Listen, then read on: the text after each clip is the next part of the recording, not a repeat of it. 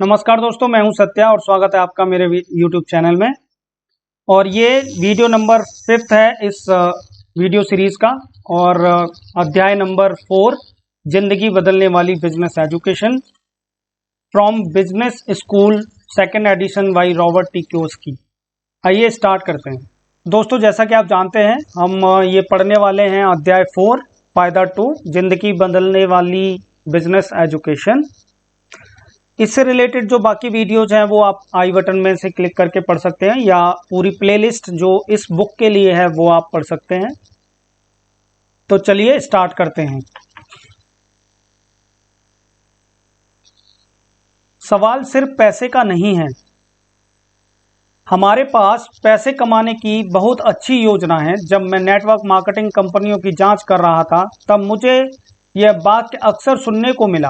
अपने बिजनेस अवसर दिखाने के लिए बेहद उत्सुक लोग मुझे उन लोगों की कहानियां बताते थे जिन्होंने इस बिजनेस के माध्यम से एक महीने में लाखों डॉलर कमाए। मैं उन लोगों से भी मिला हूं जिन्होंने सचमुच अपने नेटवर्क मार्केटिंग बिजनेस में एक महीने में लाखों डॉलर कमाए हैं। इसलिए मुझे नेटवर्क मार्केटिंग बिजनेस की पैसे कमाने की प्रचुर संभावनाओं पर जरा भी संदेह नहीं है। यह सच है कि ढेर सारा पैसा कमाने का लालच कई लोगों को इस बिजनेस में खींच लाता है, परंतु मैं इस बात की सलाह नहीं देता कि आप सिर्फ पैसे कमाने के लिए नेटवर्क मार्केटिंग बिजनेस में आएं। सवाल प्रोडक्ट्स का भी नहीं है। समझिए ऑथर क्या कह रहे हैं। सवाल प्रोडक्ट्स का भी नहीं है। हमारे पास सबसे अच्छे प्रोडक्ट या सामान हैं। अलग अलग नेटवर्क मार्केटिंग कंपनियों की जांच करते समय मुझे इस बिजनेस का यह दूसरा सबसे ज्यादा लोकप्रिय फायदा बताया गया। यह जानना रोचक था कि प्रोडक्ट पर जोर देने वाली कितनी अधिक सेल्स प्रस्तुतियां जीवन बदलने वाले प्रमाणों पर आधारित थीं। एक प्रस्तुति में कंपनी की संस्थापक ने मुझे बताया कि किस तरह उसने आयोवा में अपनी मरती हुई मां को बचाने के लिए अपनी गोपनीय दवा खोजी थी। कुछ जांच करने के बाद मुझे पता चला कि उसकी मां कभी अयोवा में नहीं रही थी और जिस प्रोडक्ट के आविष्कार का वह दावा कर रही थी वह प्रोडक्ट कैलिफोर्निया की एक प्रयोगशाला से आया था जो कई दूसरी कंपनियों के लिए भी उस प्रोडक्ट पर प्राइवेट लेवल लगाती थी। जैसा मैंने पहले ही कहा है कि किसी भी बिजनेस या प्रोफेशन में इस तरह के जालसाज और धोखेबाज लोग होते हैं। सच कहा जाए तो मैं कुछ नेटवर्क मार्केटिंग कंपनियों के प्रोडक्ट्स को बहुत बढ़िया पाया, जिसमें से कुछ का तो मैं आज भी उपयोग या उपभोग करता हूं। इस अध्याय का उद्देश्य यह है कि हालांकि अच्छी भुगतान योजना यानी अच्छी पैसा और अच्छे प्रोडक्ट्स महत्वपूर्ण हैं, परंतु वे इस बिजनेस का सबसे महत्वपूर्ण पहलू नहीं है। कई तरह के बिजनेस हैं जिन्हें आप चुन सकते हैं। नेटवर्क मार्केटिंग में जैसे आप देखा होगा काफ़ी तरह के बिजनेस होते हैं जिनमें से आप चूज कर सकते हैं किस तरीके की कंपनीज आप ज्वाइन करना चाहते हैं। तो आगे बताते हैं ऑथर। नेटवर्क मार्केटिंग कंपनियों की मेरी जांच में मुझे यह जानकर बहुत हैरानी हुई कि नेटवर्क मार्केटिंग सिस्टम के माध्यम से बहुत से प्रोडक्ट या सेवाएं उपलब्ध कराई जाती हैं। 1970 में मैंने जिस पहले नेटवर्क मार्केटिंग बिजनेस अफसर को देखा था उसमें विटामिन बेचे जाते थे। मैंने उन्हें लेकर देखा और पाया कि वे बहुत अच्छी क्वालिटी के विटामिन थे। मैं आज भी इनमें से कई विटामिन लेता हूं। जब मेरी खोज आगे बढ़ी तो मैंने नेटवर्क मार्केटिंग बिजनेस के प्रोडक्ट्स को खास तौर पर नीचे दी हुई श्रेणियों में पाया: श्रृंगार, त्वचा की देखरेख और अन्य सौंदर्य products, 2 telephone services, 3 real estate services, 4 आर्थिक सेवाएं, बीमा, म्यूचुअल फंड, क्रेडिट कार्ड, 5 कानूनी सेवाएं, 6 इंटरनेट मार्केटिंग डिस्ट्रीब्यूशन जिसमें कैटलॉग के प्रोडक्ट्स को डिस्काउंट पर बेचा जाता है, जिसमें वॉलमार्ट द्वारा बेचे जाने वाला लगभग पूरा सामान आता है, 7 हेल्थ केयर प्रोडक्ट्स, विटामिन और स्वास्थ्य संबंधी अन्य सामान व सेवाएं, 8 आभूषण, 9 टैक्स सेवाएं। चलिए 10 में क्या है? शैक्षणिक खिलौने। यह सूची और भी लंबी हो जा रही है। हर महीने मैं किसी नई नेटवर्क मार्केटिंग कंपनी के बारे में सुनता हूं जो अपने प्रोडक्ट्स या भुगतान की योजना में कुछ नयापन लेकर आई है। यह शिक्षा की योजना है। तो नेटवर्क मार्केटिंग बिजनेस की अनुशंसा करने का मेरा सबसे बड़ा कारण यह है कि इसका एजुकेशन सिस्टम बहुत अच्छा होता है। मैं आपको सलाह दूंगा कि आप प्रोडक्ट्स और भुगतान के आगे जाकर कंपनी के दिल में झांक कर यह देखें कि यह आपको शिक्षित और प्रशिक्षित करने में सचमुच रुचि लेती है। इसमें आपको अपना थोड़ा ज़्यादा समय देना पड़ेगा। इसके लिए सिर्फ 3 घंटे का सेल्स लेक्चर सुनना, लोग कितना पैसा कमा रहे हैं यह जानना और सामान से सजे हुए रंगीन कैटलॉग देखना ही काफ़ी नहीं होगा। आपको इससे ज़्यादा करना होगा। यह पता लगाने के लिए कि उनकी शिक्षा सचमुच कितनी अच्छी है, आपको अपने बिस्तर से उठना पड़ेगा और उनके प्रशिक्षण शैक्षणिक सेमिनारों व कार्यक्रमों को भी देखना होगा। अगर आपको शुरुआती प्रस्तुति पसंद आए तो आप कुछ समय निकालकर उन लोगों से ज़रूर मिलें जो शिक्षण और प्रशिक्षण देते हैं। ध्यान से देखें, क्योंकि कई नेटवर्क मार्केटिंग कंपनियां सिर्फ कहती हैं कि उनकी शिक्षण योजनाएं बहुत बढ़िया हैं, परंतु मैंने पाया कि कई कंपनियों ने जितने अच्छे शिक्षण और प्रशिक्षण सिस्टम का दावा किया था, हकीकत में वे उतने बढ़िया नहीं थे। कुछ कंपनियों में मैंने यह देखा कि उनका एकमात्र प्रशिक्षण केवल किताबों की एक सूची होती है जिन्हें पढ़ने की सलाह दी जाती है। इसके बाद वहां पर आपको अपने दोस्तों और अपने परिवार के लोगों को इस बिजनेस में शामिल करने का प्रशिक्षण देने पर ध्यान केंद्रित किया जाता है। इसलिए इत्मीनान से समय लगाएं और ध्यान से देखें, क्योंकि कई नेटवर्क मार्केटिंग कंपनियां के पास शिक्षण प्रशिक्षण की बहुत अच्छी योजनाएं होती हैं, इतनी अच्छी कि वे विचार से वहां दुनिया की सबसे अच्छी रियल लाइफ बिजनेस ट्रेनिंग दी जाती है। किसी शैक्षणिक योजना में क्या देखना चाहिए? तो ऑथर आगे कहते हैं कि अगर आपने मेरी दूसरी पुस्तकें पढ़ी हैं तो आप पहले से ही जानते होंगे कि मैं शिक्षकों के परिवार से आया हूं। मेरे डैडी हवाई राज्य के स्कूल सिस्टम के प्रमुख थे।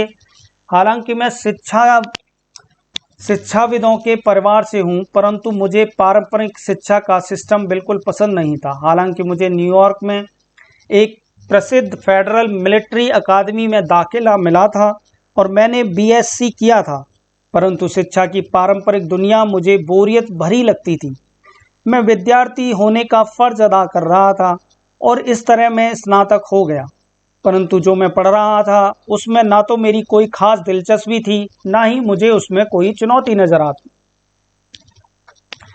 स्नातक होने के बाद मैं यूएस मरीन कॉर्प्स में शामिल हो गया और मुझे फ्लोरिडा के पेंसाकोला में यूएस नेवी फ्लाइट प्रोग्राम में शामिल कर लिया गया। वियतनाम युद्ध चल रहा था और बहुत से पायलटों को प्रशिक्षित करने की तत्काल जरूरत थी। जब मैं पायलट का प्रशिक्षण प्राप्त कर रहा था तब मैंने उस तरह की शिक्षा पाई जिसमें रोमांच भी था और चुनौती भी।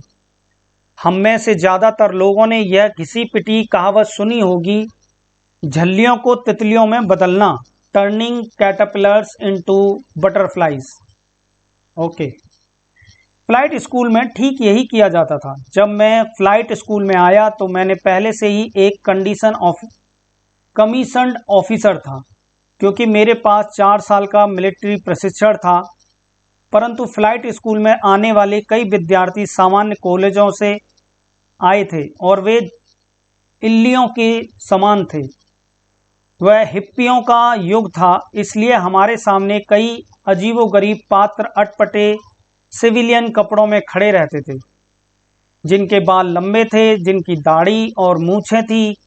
कुछ जूते के बजाय चप्पल पहनते थे, परंतु जो जिंदगी बदलने वाले शैक्षणिक कार्यक्रम में भाग लेने के लिए तैयार थे। अगर वे प्रशिक्षण काल में बचे रहे तो 2 या 3 साल बाद वे तितलियां बनकर निकलेंगे, यानी वे ऐसे पायलट बन जाएंगे जो दुनिया की कठिन से कठिन उड़ान भरने में समर्थ होंगे।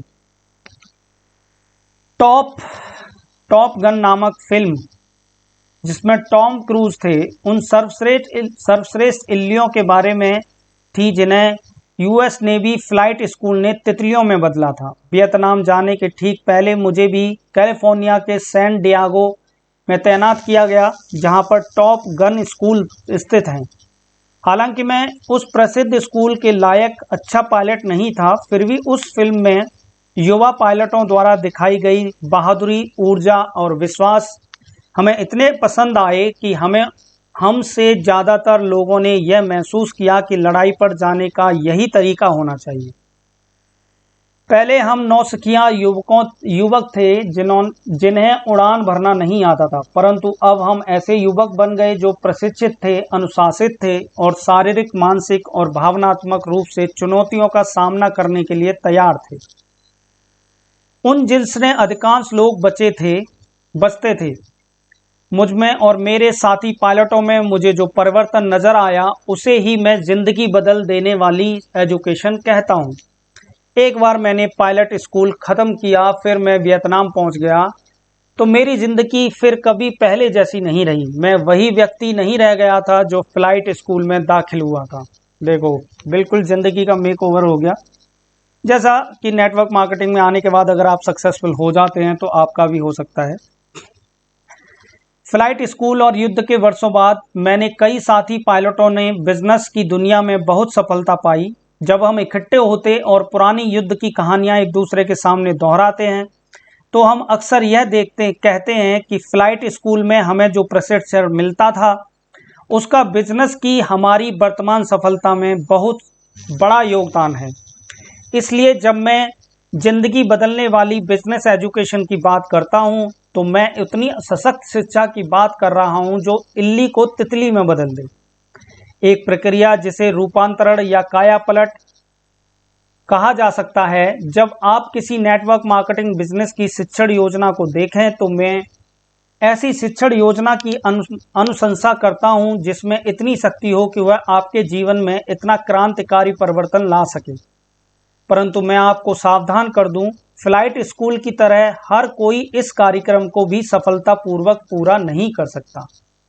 जो लोग छोड़ के चले जाते हैं, जो नेटवर्क मार्केटिंग को डिफेम करते हैं, जो नहीं मेहनत कर पाते वो छोड़ के चले जाते हैं। अक्सर ये होता है, नेटवर्क मार्केटिंग में ही नहीं, बहुत सारे और दूसरे बिजनेसेस में भी होता है। जो नहीं कर पाते वो छोड़ देते हैं या जॉब चेंज कर लेते हैं।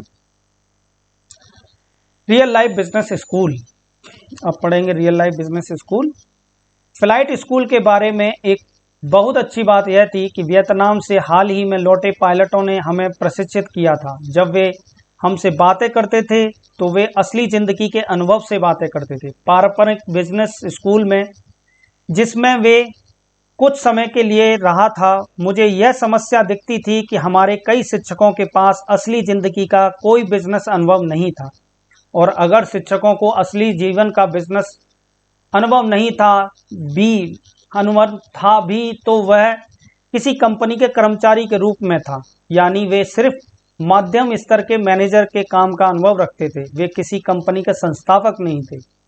जब मैंने हवाई में पारंपरिक बिजनेस स्कूल में MBA की पढ़ाई की तो मैंने पाया कि मैं अक्सर किसी मैनेजमेंट सिद्धांत या आर्थिक सिद्धांत को सीखने का प्रयास कर रहा हूं जिसे माध्यम स्तर का कोई मैनेजर सिखा रहा है जो किसी बड़े कॉरपोरेशन के लिए काम करता था। अक्सर अगर शिक्षक के पास बिजनेस अनुभव नहीं था तो वह टीचर दरअसल ऐसा व्यक्ति था जिसे कभी स्कूल सिस्टम को छोड़ा ही नहीं।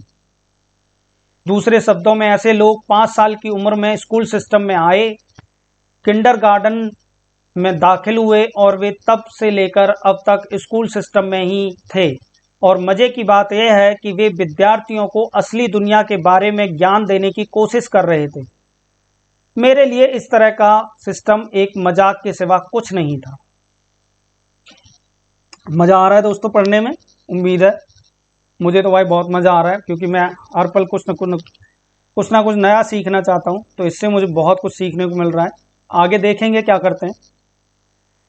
मैं MBA करने के लिए बिजनेस स्कूल में इसलिए गया क्योंकि मैं कर्मचारी के बजाय बिजनेस मालिक बनना चाहता था। अधिकांश मध्यम स्तर के मैनेजरों या शिक्षकों को यह पता नहीं था कि कुछ नई से बिजनेस शुरू करने के लिए किन चीज़ों की ज़रूरत होती है। ज़्यादातर टीचर बिजनेस मालिक नहीं थे, ज़्यादातर टीचर कर्मचारी थे। वे यह नहीं जानते थे कि सड़कों पर बचे रहने के लिए किन बिजनेस योग्यताओं की आवश्यकता होती है, क्योंकि उनमें से कई बिजनेस की असली दुनिया की सड़कों पर कभी रहे ही नहीं। वे स्कूल के दड़वे से बाहर निकलते थे और कॉरपोरेट दुनिया के दड़वे में घुस जाते थे। वे नौकरी की सुरक्षा और स्थायी तनख्वाह के प्रति बेहद चिंतित रहते थे। दूसरे शब्दों में, ज़्यादातर शिक्षकों के पास बहुत बढ़िया बिजनेस सिद्धांत थे, परंतु बहुत कम के पास बढ़िया बिजनेस योग्यताएं थी। ऐसी योग्यताएं जिनके द्वारा वे शुरुआत से कई बिजनेस खड़ा कर पाएं और बाद में बिजनेस की असली दुनिया में ढेर सारी दौलत कमा पाएं। उनमें से ज्यादातर का गुजारा बिना तनख्वाह के नहीं हो सकता था। बिजनेस स्कूल में मैं सिर्फ 9 महीने की ही टिक पाया और फिर मैं बिना एमबीए किए ही उससे बाहर निकल आया। मेरे लिए एमबीए करने के लिए पारंपरिक बिजनेस स्कूल में वापस आना झिल्लियां इल्लियां बनाने के स्कूल में वापस लौटने की तरह था। फ्लाइट स्कूल के बाद मैं एक ऐसा बिजनेस स्कूल खोजना चाहता था जो मुझे तितली बना सके, तितली बनना सिखा सके। 1974 में जब मुझे मरीन कॉर्प्स से मुक्त किया गया तो मैं अपने अमीर डैडी के पास गया और उन्होंने मुझे वह बिजनेस शिक्षा दी जिसकी मैं तलाश कर रहा था। अमीर डैडी का बिजनेस स्कूल एक ऐसा बिजनेस स्कूल था जो उन योग्यताओं पर ज्यादा ध्यान देता था जो किसी को अमीर बनाती हैं, और उन सिद्धांतों पर उतना ध्यान नहीं देता था जिनसे बिजनेस बनता है या अर्थव्यवस्था चलती है। अमीर डैडी अक्सर कहते थे, आप योग्यताओं से अमीर बनते हैं, सिद्धांतों से नहीं। आप योग्यताओं से अमीर बनते हैं, सिद्धांतों से नहीं। एक हेडलाइन है, इसकी गांठ बांध लीजिए, आपको आगे काम आएगी।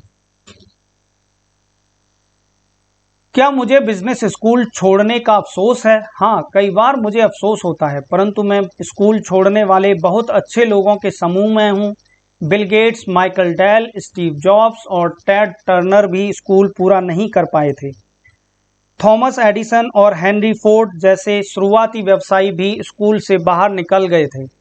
मुझे विश्वास है कि इन सभी व्यवसायियों ने अपनी असली दुनिया का बिजनेस अनुभव हासिल करने के लिए स्कूल की बजाय असली दुनिया के बिजनेस को चुना, क्योंकि यह अधिक रोमांचक था।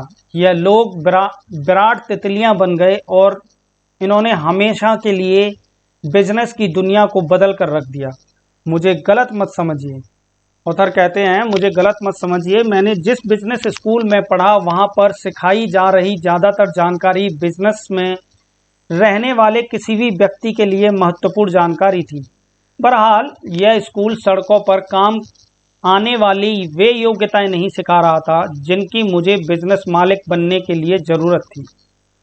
इसके बजाय पारंपरिक बिजनेस स्कूल मुझे कर्मचारी बनने की योग्यताएं सिखा रहा था। स्कूल छोड़ने के बाद जल्दी ही मैंने अपना पहला नायलॉन और वेलक्रो सर्फर वॉलेट बिजनेस शुरू किया था और दुनिया भर में 500 सेल्स प्रतिनिधियों के साथ इसे दुनिया के सामने पेश किया। 30 साल की उम्र तक मैं मिलेनियर बन गया था, परंतु उसके बाद 2 साल बाद कंपनी ही दिवालिया हो गई। हालांकि किसी बिजनेस को खोना सुखद अनुभव नहीं है, परंतु यह एक बहुत बड़ी शिक्षा साबित हुई। मैंने 3 सालों में बहुत कुछ सीखा, न सिर्फ बिजनेस के बारे में बल्कि अपने बारे में भी। विश्वव्यापी बिजनेस बनाना या विश्वव्यापी बिजनेस खोना निश्चित रूप से बिजनेस सिद्धांत पर आधारित शिक्षा नहीं थी। बहरहाल मेरे लिए यह अमूल्य शिक्षा थी, एक ऐसी शिक्षा जिसने मुझे आखिरकार अमीर बनाया। परंतु इससे भी अधिक महत्वपूर्ण बात यह है कि यह ऐसी शिक्षा थी जिसने मुझे आज़ाद कर दिया। मैं ऐसी शिक्षा नहीं चाहता था जो मुझे एमबीए की डिग्री दिलाकर नौकरी तलाशने वाली इल्ली में बदल दे। उस हादसे के बाद अमीर डैडी ने मुझसे कहा, धन और सफलता आपको दमी और मूर्ख बना देती है। अब थोड़ी सी गरीबी और विनम्रता के साथ आप एक बार फिर से विद्यार्थी बन सकते हैं। मैंने इस पुस्तक का बिजनेस स्कूल उन लोगों के लिए जो दूसरों की मदद करते हैं इसलिए रखा क्योंकि कई नेटवर्क मार्केटिंग कंपनियां दरअसल यही हैं। यह कंपनियां बिजनेस स्कूल ही हैं जो उन लोगों को सिखाती हैं जो व्यवसायी की असली दुनिया की योग्यताएं सीखना चाहते हैं और कॉरपोरेट दुनिया में अच्छी तनख्वाह वाला मध्यम स्तर का मैनेजर नहीं बनना चाहते। कुछ नेटवर्क मार्केटिंग कंपनियों के प्रशिक्षण में भाग लेने के बाद मुझे लीडर्स से मिलने का अवसर मिला जो असली दुनिया के बिजनेस मालिक थे और जिन्होंने जीरो से अपना बिजनेस शुरू किया था।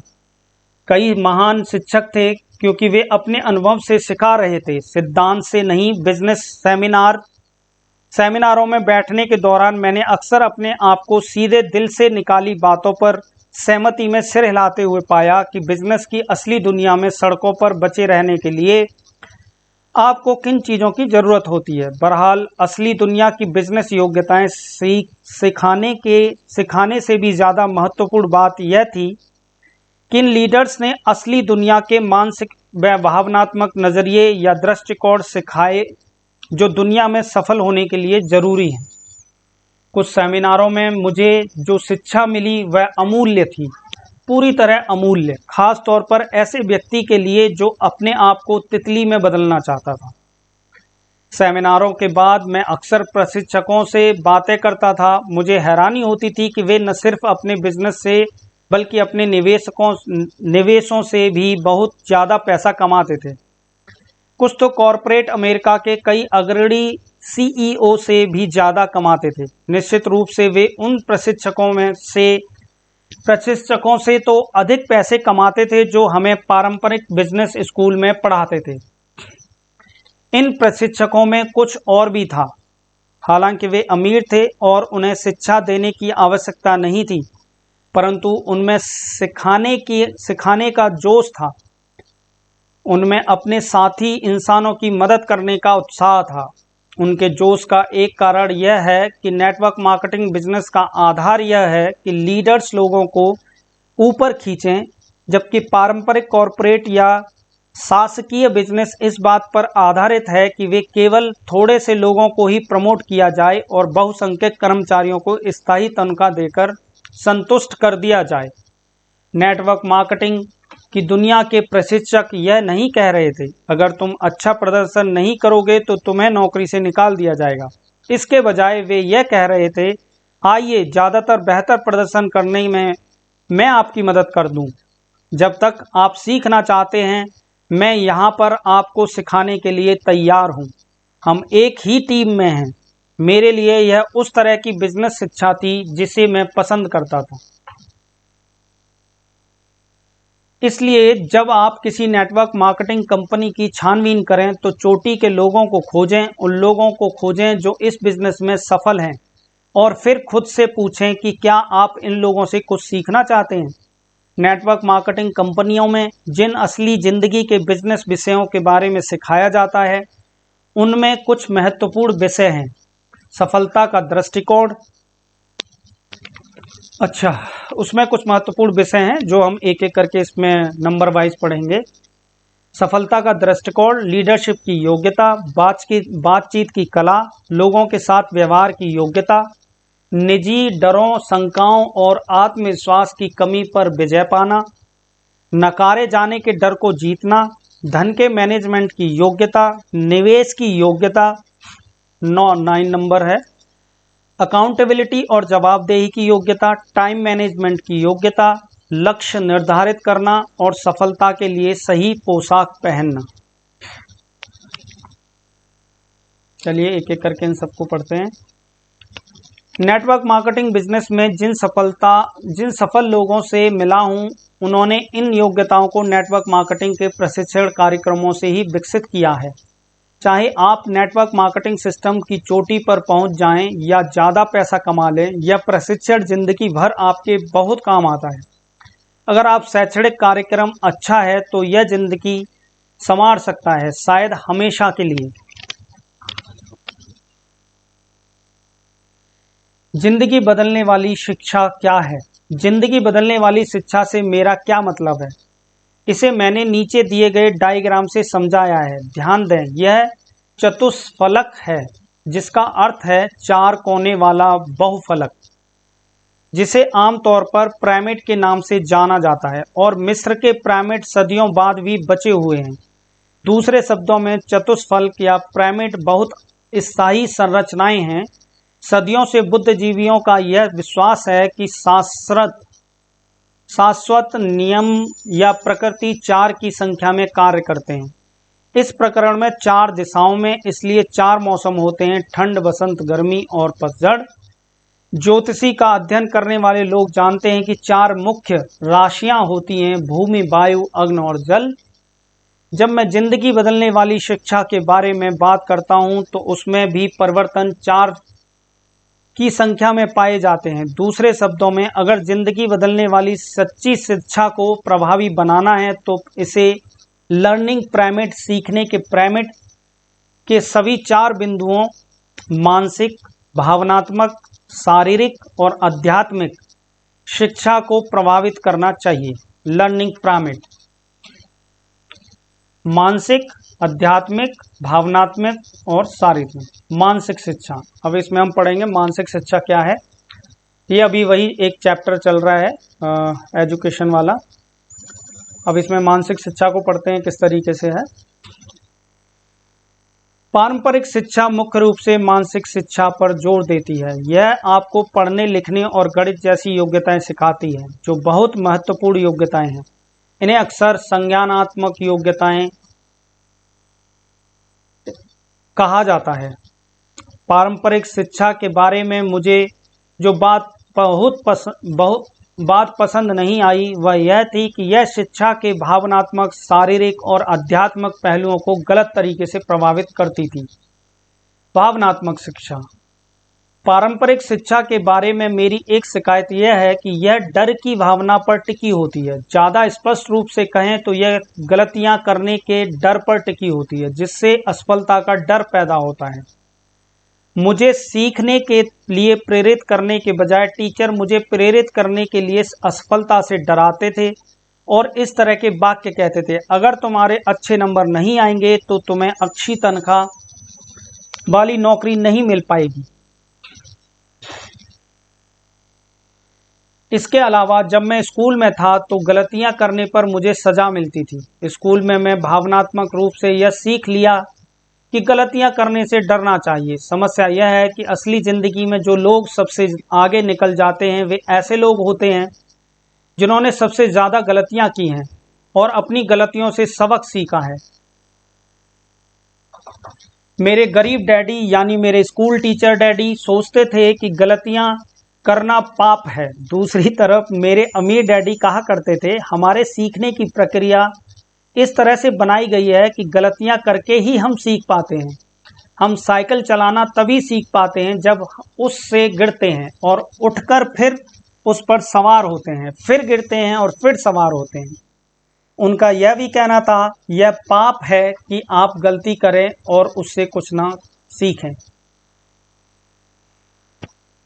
आगे समझाते हुए वे कहते थे, ज़्यादातर लोग गलती करने के बाद इसलिए झूठ बोलते हैं क्योंकि वे अपनी गलती मानने के विचार से भावनात्मक रूप से आतंकित होते हैं। इसलिए वे सीखने का और विकास का एक मौका गंवा देते हैं। गलती करना, यह मानना कि आपने गलती की है, इसलिए इसके लिए किसी को दोष न देना या बहाने न बनाना, यही तो सीखने का तरीका है। गलती करना और उसे न मानना, अपनी गलतियों के लिए किसी और को दोष देना पाप है। हाल ही में हमने एक अमेरिकी प्रेसिडेंट को देखा जिनका व्हाइट हाउस में विवाहेतर सेक्स चर्चा में रहा। मेरे विचार से विवाहेतर सेक्स से भी बुरी चीज़ यह थी कि उन्होंने पकड़े जाने पर इस बारे में झूठ बोला। झूठ बोलना सिर्फ कमजोर चरित्र का प्रतीक है, बल्कि यह एक अच्छी गलती को बर्बाद करना है, कुछ सीखने के अवसर को गंवाना है। पारंपरिक बिजनेस की दुनिया में भी गलती के बारे में इसी तरह का नज़रिया होता है। बिजनेस की दुनिया में अगर आप गलती करते हैं तो अक्सर आपको सजा दी जाती है या आपको नौकरी से निकाल दिया जाता है। नेटवर्क मार्केटिंग की दुनिया में आपको अपनी गलतियों से सीखने, उन्हें सुधारने और मानसिक तथा भावनात्मक रूप से ज़्यादा स्मार्ट बनने के लिए प्रोत्साहित किया जाता है। जब मैं कॉरपोरेट दुनिया में बेचना सीख रहा था तो जो सेल्समैन अपना लक्ष्य हासिल नहीं कर पाते थे उन्हें निकाल दिया जाता था। दूसरे शब्दों में, हम असफलता से डरने वाली दुनिया में जी रहे थे, सीखने की दुनिया में नहीं जी रहे थे। इसलिए कॉरपोरेट दुनिया में इतने सारे लोग इल्लियां बनने रहते हैं। कई व्यक्ति किस तरह उड़ सकता है जब वह कॉरपोरेट ककून में असफलता के डर के द्वारा कसकर लिपटा रहे।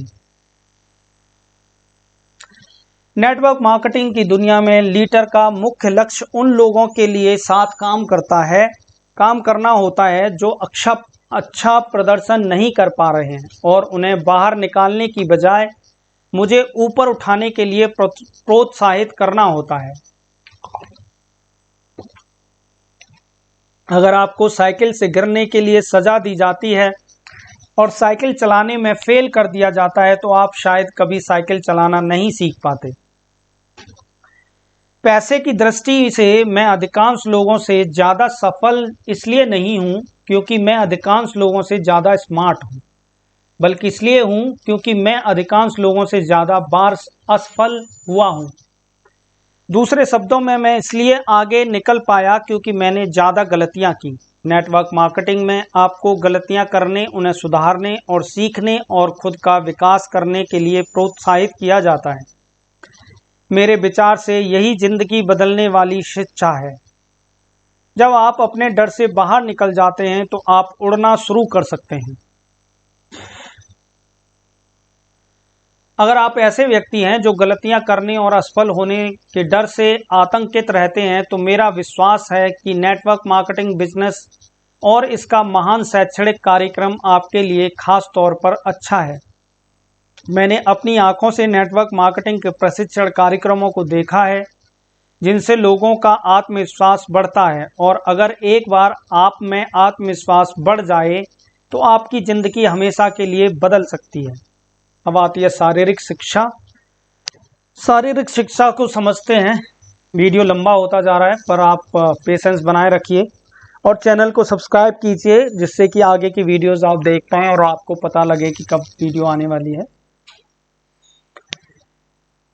आसान शब्दों में कहा जाए तो जो लोग गलतियां करने से डरते हैं वे ज़्यादा नहीं सीख पाते क्योंकि वे ज़्यादा कुछ करते ही नहीं। ज़्यादातर लोग जानते हैं कि सीखना दरअसल एक मानसिक प्रक्रिया होने के साथ साथ एक शारीरिक प्रक्रिया भी है। पढ़ना और लिखना शारीरिक प्रक्रियाएं हैं। जिस तरह की टेनिस खेलना सीखना एक शारीरिक प्रक्रिया है। अगर आपको इस तरह ढाल दिया जाए कि आपको सभी सही जवाब मालूम हों और आप गलतियां ना करें तो इस बात की काफ़ी संभावना है कि आपकी शैक्षणिक प्रक्रिया में रुकावट आ जाएगी। अगर आपको सभी जवाब मालूम हैं परंतु आप किसी भी काम को करने से डरते हैं तो आप किसी तरह तरक्की कर सकते हैं। आप किस तरह तरक्की कर सकते हैं, ऑथर पूछ रहे हैं, इसमें क्वेश्चन मार्क लगा है। मैंने जिन नेटवर्क मार्केटिंग कंपनियों का अध्ययन किया है वे सभी मानसिक शिक्षा के साथ ही शारीरिक शिक्षा को प्रोत्साहित करती हैं। वे आपको प्रोत्साहित करती हैं कि आप बाहर निकलें और एक्शन लेकर, यानी आगे कदम बढ़ाकर, गलती करके, गलती से सीखकर और इस प्रक्रिया में मानसिक, भावनात्मक और शारीरिक रूप से ज़्यादा मजबूत होकर अपने डर का सामना करें। पारंपरिक शिक्षा आपको तथ्यों को सीखने के लिए प्रोत्साहित करती है और फिर भावनात्मक रूप से आपको सिखाती है कि आप गलतियां करने से डरें, जिससे आप शारीरिक रूप से पीछे रह जाते हैं। डर के माहौल में रहना मानसिक, भावनात्मक, शारीरिक और आर्थिक किसी भी पहलू से कतई फायदेमंद नहीं है। जैसा मैंने पहले ही कहा है, मेरे पास ज़्यादा पैसा इसलिए नहीं है क्योंकि मैं शैक्षणिक रूप से ज़्यादा स्मार्ट हूँ, बल्कि इसलिए है क्योंकि मैंने दूसरों से ज़्यादा गलतियाँ की हैं। अपनी गलतियों के लिए खुद को जिम्मेदार माना है और उन गलतियों से सबक सीखा है। इसके लिए बाद में मैंने और भी गलतियाँ की हैं और मैं भविष्य में और भी गलतियाँ करने की उम्मीद करता हूँ, जबकि ज़्यादातर लोग भविष्य में गलतियाँ न करने के लिए कड़ी मेहनत करते नज़र आते हैं। इसलिए तो हमारे भविष्य अलग अलग हो जाते हैं। आप अपना भविष्य तब तक नहीं सुधार सकते जब तक आप कुछ नया काम न करना चाहें जिसमें गलतियां होने का खतरा होता है और फिर आप उन गलतियों से सबक न सीखें। सर्वश्रेष्ठ नेटवर्क मार्केटिंग कंपनियां अपने लोगों को प्रोत्साहित करती हैं कि वे मानसिक रूप से कुछ नया सीखते रहें, काम करें, गलतियां करें, सीखें, सुधरें और प्रक्रिया को दोहराते रहें। यही रियल लाइफ एजुकेशन या असली ज़िंदगी की शिक्षा है। अगर आप गलतियां करने से डरते हैं और परंतु आपको लगता है कि आपकी आपको अपनी ज़िंदगी में कुछ परिवर्तन लाना है तो एक अच्छा नेटवर्क मार्केटिंग कार्यक्रम आपके लिए सर्वश्रेष्ठ दीर्घकालीन व्यक्तित्व विकास कार्यक्रम सिद्ध हो सकता है। एक अच्छी नेटवर्क मार्केटिंग कंपनी आपका हाथ पकड़ेगी और आपको एक ऐसी ज़िंदगी का मार्गदर्शन देगी जहां डर और असफलता का नाम की चीज़ नहीं होगी। और अगर आप नहीं चाहते कि आपका हाथ पकड़ा जाए तो आपको हाथ नहीं पकड़ेगी। यह कहा गया कि अगर आप किसी आदमी के कार्यों को बदलना चाहते हैं तो आप उसके सोचने के तरीकों को बदल दीजिए। हाल ही में बहुत से लोग अब इस विचार को मानते जा रहे हैं कि अगर आप किसी आदमी के सोचने के तरीके को बदलना चाहते हैं तो पहले आप उन कार्यों को बदलिए जो वह कर रहा है। नेटवर्क मार्केटिंग बिजनेस के साथ एक अच्छी बात यह है कि यह इस बात पर भी जोर देता है कि आप क्या सोचते हैं और इस पर भी कि आप क्या करते हैं। पारंपरिक शैक्षणिक सिस्टमों के साथ समस्या यह है कि वे आपको गलत काम करने के लिए सजा देते हैं बजाय इसके कि वे आपके काम को सुधारें। आध्यात्मिक शिक्षा। अब इसमें आध्यात्मिक शिक्षा पढ़ेंगे और मुझे लगता है यह आखिरी शिक्षा है इस वाले अध्याय की। सबसे पहले मुझे यह महत्वपूर्ण लगता है कि मैं इस विवादास्पद और भावनात्मक विषय में जानने से पहले अपने व्यक्तिगत विचार स्पष्ट कर दूं। मैं आध्यात्मिक बनाम धार्मिक शब्द का प्रयोग एक खास कारण से कर रहा हूं। जिस तरह कई अच्छी नेटवर्क मार्केटिंग कंपनियां हैं और कई बुरी नेटवर्क मार्केटिंग कंपनियां हैं, उसी तरह मेरे विचार से कई अच्छे धार्मिक संगठन हैं और कई बुरे धार्मिक संगठन हैं। ज़्यादा स्पष्ट रूप से कहा जाए तो मैंने कई धार्मिक संगठनों को किसी आदमी को आध्यात्मिक रूप से मजबूत बनाते देखा है और कई धार्मिक संगठनों को किसी आदमी को आध्यात्मिक रूप से काफ़ी कमज़ोर बनाते देखा है। इसलिए जब मैं आध्यात्मिक शिक्षा की बात करता हूं तो मैं इसमें धार्मिक शिक्षा हो सकती है या शामिल नहीं हो सकती है। जब मैं आध्यात्मिक की बात करता हूं तो मेरा आशय किसी निश्चित धर्म से नहीं है। धर्म के मुद्दे पर मैं अमेरिका के संविधान का समर्थन करता हूं जो धार्मिक चुनाव की स्वतंत्रता प्रदान करता है। मैं इस विषय पर इतनी ज़्यादा सावधानी इसलिए बरत रहा हूं क्योंकि मुझे बचपन में ही यह सिखा दिया गया था, कभी भी धर्म, राजनीति, सेक्स और पैसे पर चर्चा मत करो। कभी भी धर्म, राजनीति, सेक्स और पैसे पर चर्चा मत करो। और मैं इस बात से सिर्फ इसलिए सहमत हूं क्योंकि यह विषय काफ़ी भावनात्मक और विस्फोटक हो सकते हैं। आपकी व्यक्तिगत भावनाओं या विश्वासों को ठेस पहुंचाना मेरा उद्देश्य नहीं है, बल्कि मैं आपकी धार्मिक स्वतंत्रता के अधिकार का समर्थन करता हूं।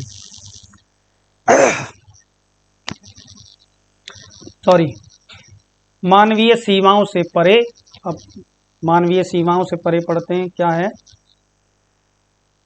जब मैं किसी व्यक्ति की आत्मा के बारे में बातें करता हूं तो मैं उस शक्ति के बारे में बातें करता हूं जो हमें अपनी मानसिक, भावनात्मक और शारीरिक सीमाओं के आगे धकेल लेती है। वे सीमाएं जिनसे हम इंसान होने के कारण बंधे हुए हैं। जब मैं वियतनाम में था तो मैंने बहुत से घायल युवाओं को देखा जिन्हें मालूम था कि वे बच नहीं पाएंगे, परंतु वे लड़ रहे ताकि दूसरे लोग जिंदा रह सकें।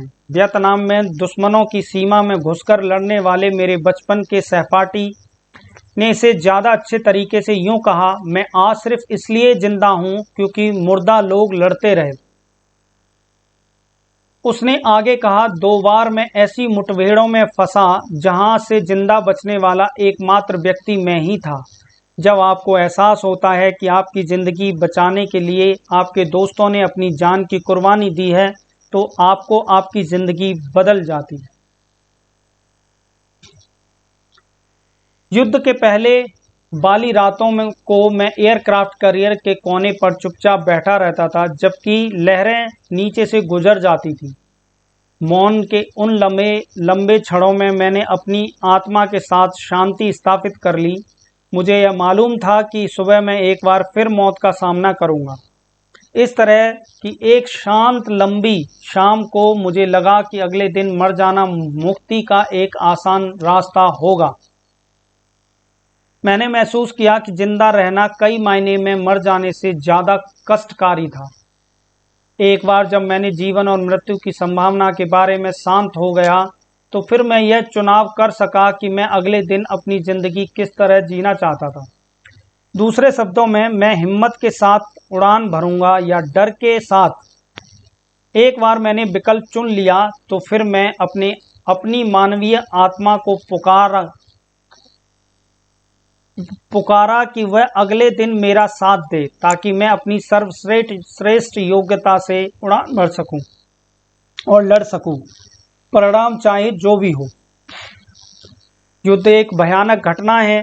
इसमें लोग दूसरे इंसानों के साथ बहुत बुरा सलूक करते हैं, परंतु युद्ध में ही मैंने इंसानियत का सबसे अच्छा रूप भी देखा।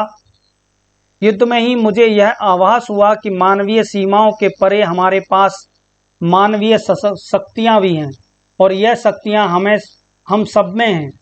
मैं जानता हूँ कि यह शक्तियाँ आप में भी हैं।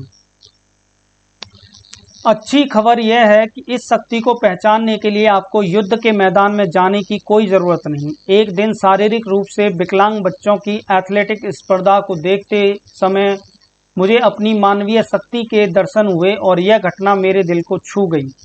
जब मैंने इन बच्चों को, जिनमें से किसी के भी पैर नहीं थे, नकली पैरों के सहारे दौड़ते देखा, पूरे जी जान से दौड़ते देखा, तो उनकी आत्मा ने मेरी आत्मा को छू लिया।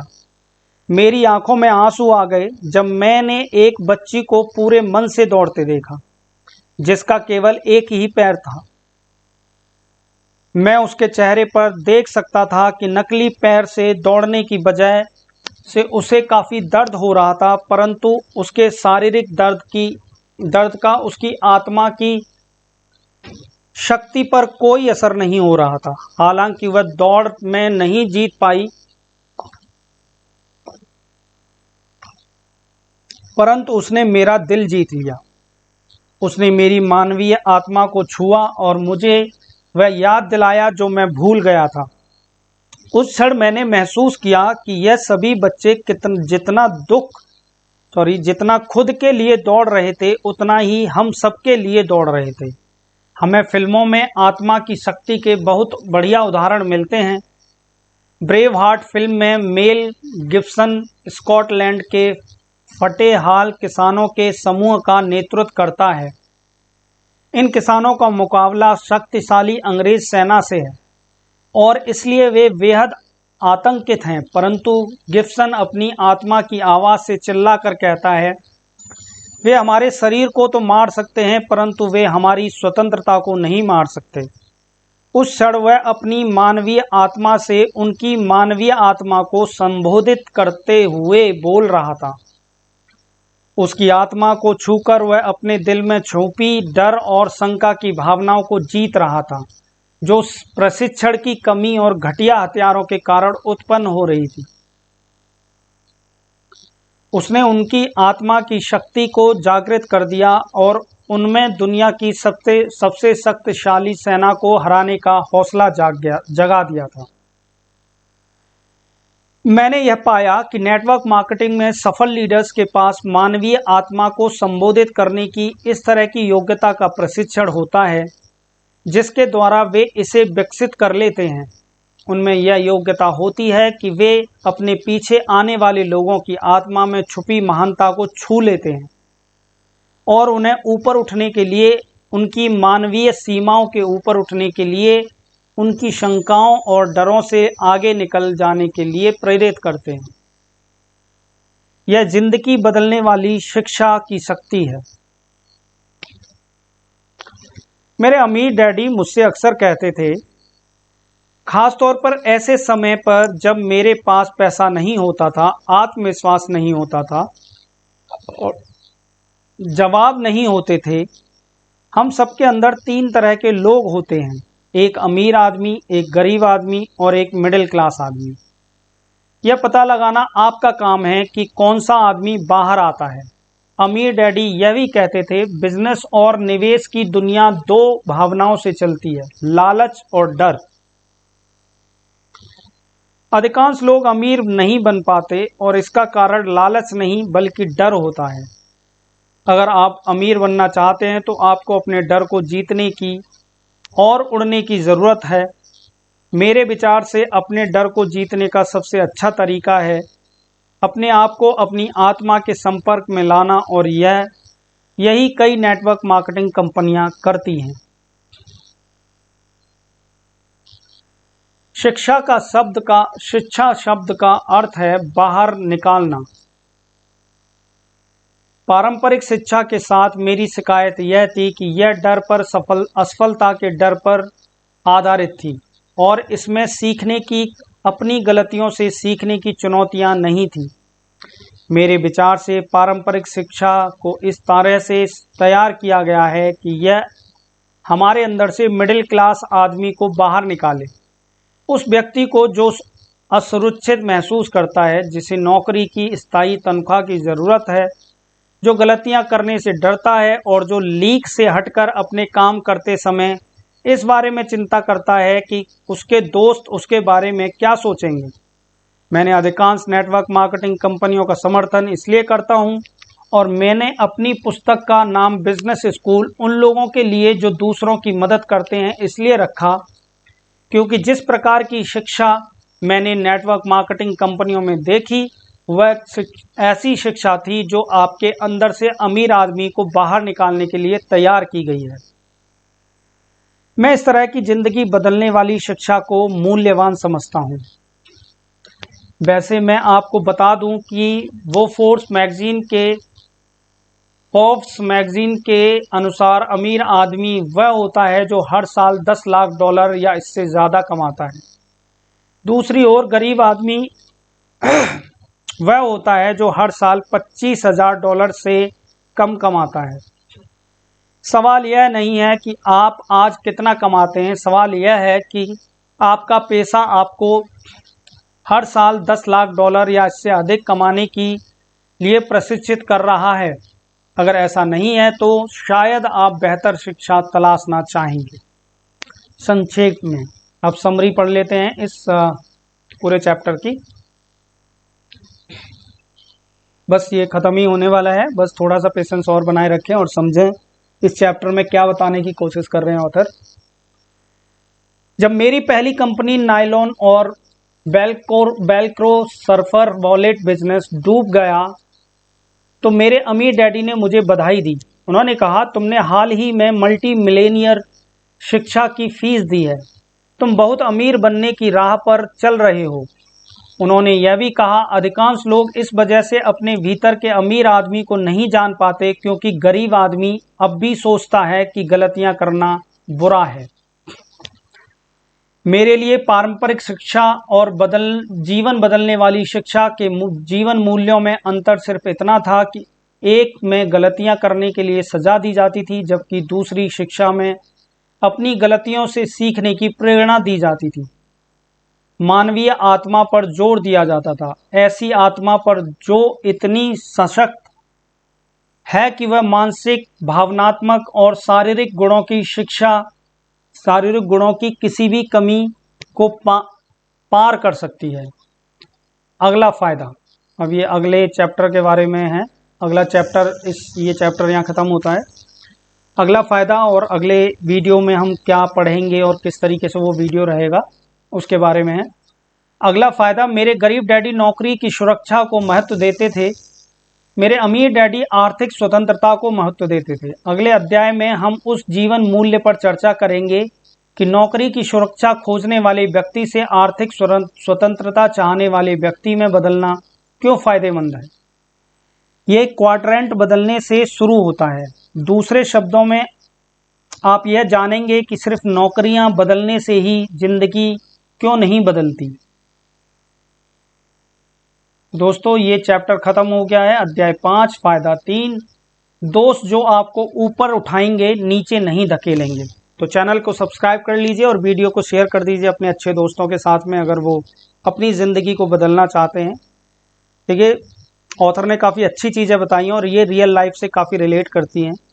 तो आप किसी न किसी दोस्त को अगर इस वीडियो को शेयर करेंगे, वो भी इन बुक्स को पढ़ते हैं, समझते हैं, तो उनका भी फ़ायदा होगा और आपका भी फ़ायदा होगा, क्योंकि आपका एक ऐसा नेटवर्क बनेगा जिसमें अच्छे दोस्त होंगे, पॉजिटिव सोचने वाले होंगे, आपको आगे बढ़ाने में सहायता करेंगे, आपकी मदद करेंगे।